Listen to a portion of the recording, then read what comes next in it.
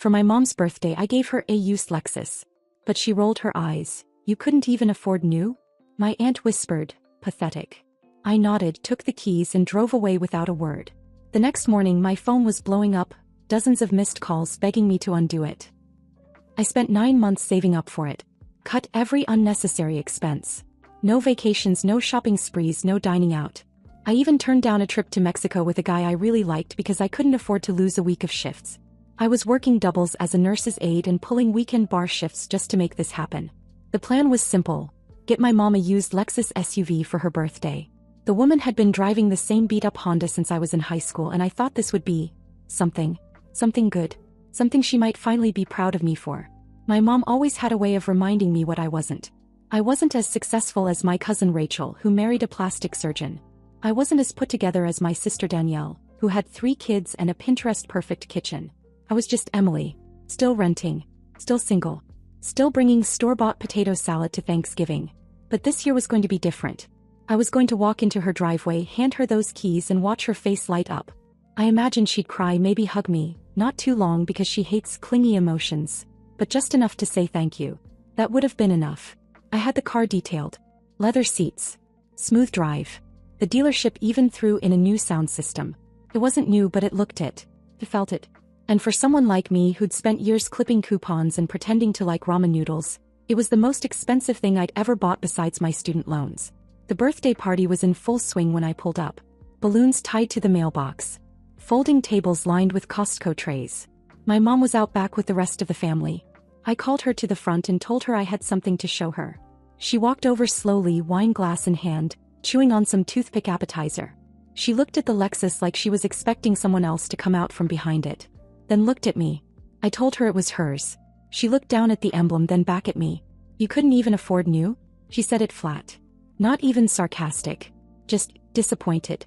Like I handed her a burnt casserole. Behind her, my Aunt Beverly, who once told me my voice was too whiny for a wedding speech, leaned in and muttered, pathetic. She didn't even try to whisper. I stood there holding out the keys. No one clapped. No one smiled. A couple cousins exchanged looks. I nodded. Said nothing. Walked past my mom, got in the Lexus and drove away. No one stopped me. No one asked where I was going. The next morning I had 19 missed calls. Then 27. Then 34. My phone was a slot machine of regrets. Texts from family. Voice messages from my dad. A group text from my cousin saying she'd been having a rough week. That she was just caught off guard. Someone, I think my aunt, wrote you embarrassed her. Then came a photo in the family group chat. My mom sitting on the porch holding the gift box that had originally held the Lexus keys, empty now. Looking out at the street like someone had died. Then my dad called.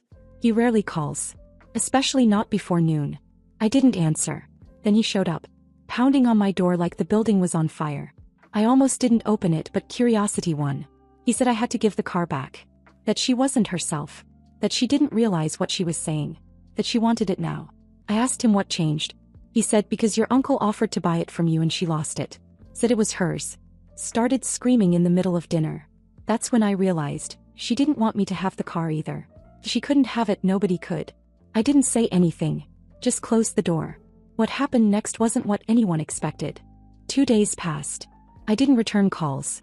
Didn't respond to the texts begging me to reconsider. Didn't open the door when someone knocked, even when I could see my mom's car parked outside the building for a full hour. It was silent in my apartment except for the hum of the refrigerator and the constant buzz of my phone vibrating across the counter. I let it all ring out.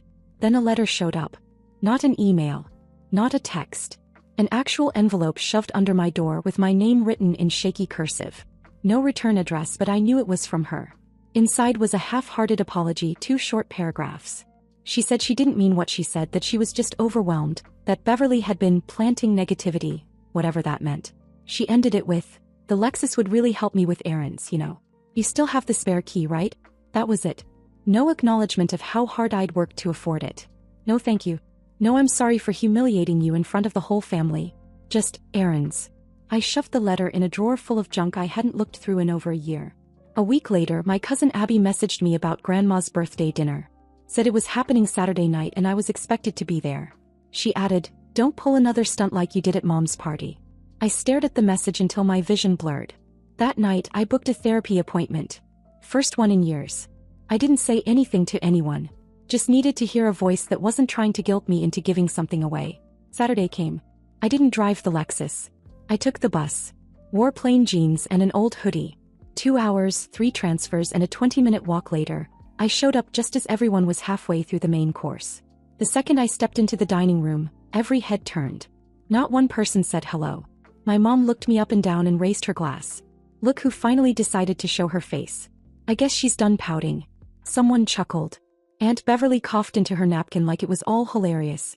I didn't say a word. Just took an empty seat at the far end of the table next to Uncle Ray. He gave me a small nod and slid over a plate. The room moved on without me. Jokes. Wine. Small talk. More jokes. Then my mom started again. This time louder. She told a story about how I once cried in middle school when I didn't make the honor roll. Said I'd always been too sensitive. Said she used to worry I'd never survive the real world. Then she looked at me directly and said, and now she thinks a used car makes up for all that. Silence followed. Stretched too long. Then Uncle Ray put down his fork. He said real low, "That's enough, Loretta." She laughed, tried to wave it off. Said she was just teasing. He looked at her again and said, "You've made this girl's life hell for years. And we all watched it happen. We're done pretending it's a joke. You humiliate her. You mock her.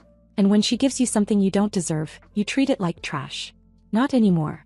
The room froze. I didn't look up. My heart was pounding so hard I thought the table might shake. He went on. "You're out of the business, Loretta. No more checks. No more access. You don't get to act like royalty and then cry victim. You've done enough." She said something, I couldn't hear what, but it didn't matter. No one was on her side anymore. For the first time I saw her face without that sharpness. No armor. Just silence. Uncle Ray turned to me and said, "You keep that car.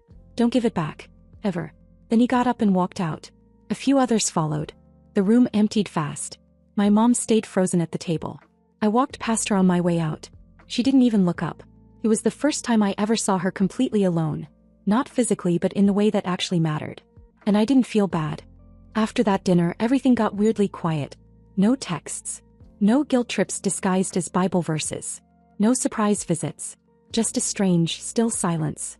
The kind that feels less like peace and more like the calm before something dark. At first I thought maybe they were done with me. Maybe I'd finally been pushed out of the family loop. And I can't lie, part of me hoped that was true. But another part of me kept checking my phone every few hours, waiting for the next fire to put out. Instead it stayed quiet. I kept going to therapy. Every Tuesday at 6. Jenna, my therapist, was calm in a way that made you feel like you were allowed to breathe. I told her everything. The birthday, the Lexus, the dinner. The years of being the disappointment. The girl who never quite made the cut. She listened. Didn't interrupt. Then one night she said something strange. "Have you ever screamed at her?" I blinked. "Oh. I mean really screamed. Let yourself be as angry as you are?" I said no again. That I wasn't raised like that. In my house, anger wasn't expressed. It was weaponized later, after a few glasses of wine and in front of a crowd. She said something I still think about. "You've been swallowing your voice for so long, you don't even know what it sounds like at full volume." At first I brushed it off. Screaming at my mother? She'd love that. She'd twist it into some proof that I was unstable. Or dramatic. Or ungrateful. All the usual hits. But the idea didn't go away. So a week later I drove the Lexus to her house. I didn't warn her. I didn't call. I just showed up. Same lawn gnomes. Same chipped garden angel. She opened the door wearing her robe and the second she saw me, her mouth tightened. She said, "If you're here about the car." I told her to stop. I walked past her before she could say another word. Straight to the living room. The couch still had the throw pillows I gave her 5 Christmases ago. The ones she called cheap-looking in front of everyone. Funny how she kept them. She followed me in, asking if I was okay, but not because she cared. It was the way people ask if someone else is okay just to make sure they're not about to be embarrassed. I stood in the middle of that room and told her to sit down. He didn't. So I started talking. I said I was done pretending. That I bought her that car because I thought for once I could do something good enough for her. That maybe she'd look at me and not see a letdown. I told her about the jobs I worked. The vacations I turned down. The nights I came home too tired to stand, all so I could give her something I never had growing up. A win. And she spit on it. I told her that every snide comment, every eye roll, every backhanded compliment had been stacking up inside me for years, and I finally hit the limit. That I wasn't her emotional punching bag anymore. She tried to cut me off, said I was being theatrical, but I didn't stop. I screamed, louder than I ever have in my life. I told her that she made me feel like garbage for simply existing. That no matter what I did, good grades, clean record, a damn car, it was never enough. Because I wasn't Rachel, or Danielle, or anyone else she could brag about at church. Then I said the line I didn't even know I'd been holding. I used to want to be like you. Now I pray I never end up anything like you. She looked stunned. Not guilty, just shocked that I wasn't playing my part. I walked out. Didn't wait for a reply. Didn't slam the door. Just left. In the car I sat still for a long time. Breathing. My hands were shaking so hard I dropped my keys twice. But something in my chest felt new. Not good. Not peaceful. But raw. Ew. I got home and collapsed on the couch. An hour later Abby texted me. You lit a fuse. She's flipping out. I didn't reply. But the next morning I found out just how far she was willing to go. And it wasn't just words this time. The morning after I screamed at her, I woke up exhausted. Not the kind of tired that sleep can fix. The kind that settles in your bones after years of holding your breath. I'd barely slept. My voice was raw. My hands still shook when I thought about how it all came out of me like fire after a gas leak. But for the first time in my adult life I didn't feel crushed under guilt. That lasted until 8:42 a.m. Because that's when my phone started vibrating. Again.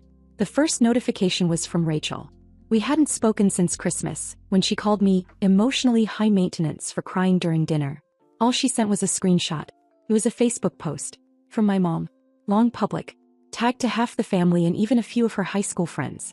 She laid it all out, her pain, her fear, how her mentally unstable daughter had barged into her house screaming threats. She wrote that I was violent, that I'd scared her so badly she couldn't sleep. She said she was living in fear and might have to seek legal protection. And then this line. Some children are just born broken. I did everything I could.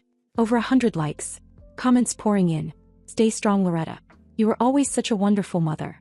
Emily's always had issues, hasn't she? I stared at the screen like I was looking at someone else's nightmare. The amount of people who didn't even bother to ask me for my side. People I'd known since I was a kid. It was like I'd been tried and convicted in a court where she was both judge and victim. But that wasn't even the worst of it. 15 minutes later I got a text from Uncle Ray. Call me. No. When I did his voice came in fast, clipped like he was pacing. He said she'd shown up at his office that morning. No appointment, just walked in and waited outside his door like a statue. She told him I had publicly humiliated her, and that if he didn't put her back on the family business payroll, which she hadn't technically earned in over a decade, she'd go public with some old stories. Then she tried to sell me out. Said if he didn't cut me off too, she'd start spreading rumors about him. Then she got specific. She brought up a woman named Heather. A former bookkeeper from years ago who apparently left the company quietly. She hinted that if she talked to the wrong people, Ray's name might come up in ways he wouldn't like. That's when he said it. He's not just toxic, Emily. He's dangerous.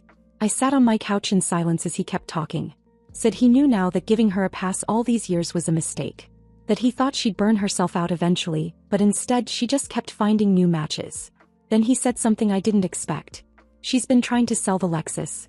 He said she'd already contacted 2 dealerships and one cousin with a tow truck, telling each of them the same story, that I gave her the car and just got emotional, but I'd come around. Said the title was misfiled, but that she'd have it soon. Ray told me to move it. No. I did. I drove it across town and paid a friend in cash to keep it in his garage for the time being.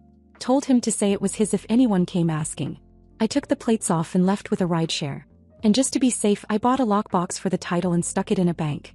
But the real twist came 2 days later. I was coming home from therapy and noticed a man sitting across the street from my building. Middle-aged. Ball cap. No phone. Just sitting. Watching. The next morning he was there again. I tried not to panic but my neighbor confirmed it. Yeah, he's been out here every day this week. Keeps looking up at your window. You want me to call someone? I didn't answer her. That night I slept with my keys in my hand and a chair under the doorknob. The day after that I got served an official letter from a law firm. My mother was suing me. She claimed emotional distress. Said I had gifted her the Lexus and then stole it back. Said she had no vehicle to run errands, go to church, or escape potential threats to her safety. Claimed she feared for her well-being and that the car was part of an unspoken agreement between mother and daughter. Attached were screenshots of her Facebook post, text from Beverly, and even a fake statement from one of my cousins saying I'd shoved past my mom and destroyed family property during the incident. I sat there with the papers in my lap and just laughed. Not because it was funny, but because it was insane. It was completely off the rails. She didn't just want the car. She wanted the last word. So I made a choice. I wasn't going to fight her for the car. I was going to fight her for myself. I hired a lawyer the next day. I figured that would be the end of the surprises. But that night someone knocked on my door. It was my dad. And he looked like he hadn't slept in days. When I opened the door and saw my dad standing there, I didn't say anything at first. We hadn't spoken much in years. Not since he quietly faded into the background after the divorce, like someone slipping out of a movie before the credits. He wasn't a bad man, just absent. Present in photos, not in reality. Now here he was, in the doorway of my apartment, looking older than I remembered. No smile. No small talk. Just a paper folder under his arm and a face like someone carrying a secret too long. He asked if he could come in. I let him. He sat down without waiting for me and set the folder on my coffee table. Didn't touch it. Just stared at it like it might explode. Then he said it. I know what your mom's doing. And I should have stopped it years ago. I didn't say a word. Just waited. He leaned back and said he'd heard about the lawsuit. Not from her, from Ray. Apparently they'd been talking again quietly, ever since that night at Grandma's dinner. Said he'd heard about the Lexus, the Facebook post, the guy outside my building. All of it. Then he told me something I didn't expect. She'd done something similar before. Not with a car, with a condo. Back in 2005. A relative left it to her in their will, but the paperwork wasn't finalized, and before the estate cleared she listed it on Craigslist and nearly got sued by the executor. My dad said she spun the whole thing as a misunderstanding and made the family out to be greedy and manipulative. Sound familiar? Then he said the words I never thought I'd hear from him. Your mother's been lying to all of us for years. But mostly to you. He opened the folder. Inside were copies of emails and tax documents going back over a decade. All of them tied to the family business. And all of them showing that while she'd been collecting payments for clerical support, she hadn't done a single hour of work since 2013. He said Ray gave him copies, told him to do whatever he wanted with them. He slid them toward me. Then he told me something that knocked the wind out of me. He's going broke, Emily. Apparently, after she got cut off from Ray's payroll, she started taking out cash advances on multiple cards. Her house was under a second mortgage. She'd refinanced twice. The Lexus wasn't just a point of pride. It was a financial necessity. She needed to sell it. That's why she lost it when I took the keys back. Not because I hurt her feelings. Because she lost an asset. It was never about love. He said he came to tell me all this now because he'd finally had enough too. Said he was willing to testify if the case went to court. That he'd admit on record that she was emotionally abusive. That she'd manipulated finances. That she used guilt like currency. Asked him why now. He paused for a long time. Then said, because when I saw her drag your name through the mud online, I saw what she used to do to me behind closed doors. And I left you there with her. He stood up, walked to the door, then turned back. You didn't deserve that. None of it. After he left, I sat there for a long time. Then I took the folder and scanned every page into a drive. A week later, my lawyer filed a counterclaim. It accused my mother of defamation, attempted fraud, and emotional distress. Her team tried to call my bluff. Said she'd never lose. But what they didn't know was that I wasn't alone anymore. Uncle Ray backed me. My dad signed a sworn statement. Even Rachel, surprisingly, offered to write a letter about how I'd always been treated like the family scapegoat. The court date was set. And then, something happened. My mother disappeared. Literally. Didn't show up to mediation. Stopped answering her lawyer. Her phone went dead. Beverly said she went on a spiritual retreat in Sedona, but no one actually saw her leave. Until a week later when the police showed up at my apartment. Because my mother had reported the Lexus stolen. And said I was the thief. When the two officers knocked on my door, I felt it in my spine before I even opened it. You know that instinct you get when something's about to break? That quiet panic right before a thunderstorm? They asked if I was Emily Townsend. I said yes. They asked if I owned a 2018 Lexus RX. I said yes. Then they told me it had been reported stolen by my mother. I didn't cry. Didn't flinch. I asked them to wait a minute and came back with the folder my dad left, plus the original title with my name on it, plus the bill of sale and my insurance policy. I'd been carrying those documents everywhere like armor. One of the officers looked them over, called in, and 10 minutes later they apologized and left. Just like that. But it didn't feel like a win. It felt like a warning shot. She hadn't gone to Sedona. She hadn't found inner peace. She'd gone into hiding to build a new plan. And this time she was using the law to make it look like I was the villain. I told my lawyer everything. He filed an emergency motion to get a restraining order and accelerated the defamation case. We never made it to court. A week before the hearing, her lawyer withdrew from the case. I never found out the full reason why, but according to Uncle Ray, my mom had stopped paying her legal fees. Claimed she was in negotiations to sell her house and would catch up soon. But no sale happened. Then came the real twist. Ray called me late one night and said she called me, begging. Apparently she'd asked him to step in and mediate because she couldn't afford to lose. She even tried to guilt him by bringing up old family secrets, but he wasn't playing anymore.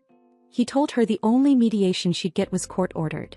She hung up, and that was the last anyone heard from her for a while. No posts. No calls. Not even Beverly knew where she'd gone. It was like she evaporated. Until last month. Rachel sent me a photo. Said she wasn't sure if she should, but figured I had a right to know. It was my mom. In a rundown part of town. Hair dyed dark, face heavier. Getting into a rusted Corolla with a cracked bumper and a temp plate. No Lexus. No house. No pride. Just a woman who had pushed every last person away, and finally ran out of people to blame. That night I stood in the garage where I'd kept the Lexus all this time. Ran my hand across the hood. Thought about selling it. Thought about donating it. But something stopped me. Because even though that car started everything, it wasn't the problem. She was. So I kept it. And now every morning when I get in and start the engine, it's not about her anymore. It's about me. About all the hours I worked. The meals I skipped. The relationships I put on hold. The therapy. The screaming. The silence after. It's about the fact that I finally stopped buying my way into love that was never real. Now I work less. I eat well. I date people who don't make me feel small. I drive that car without thinking about who was supposed to own it. And last week I walked into therapy and told Jenna something I never thought I'd say. I don't need her to love me anymore. I just need to never be her. And that somehow is enough.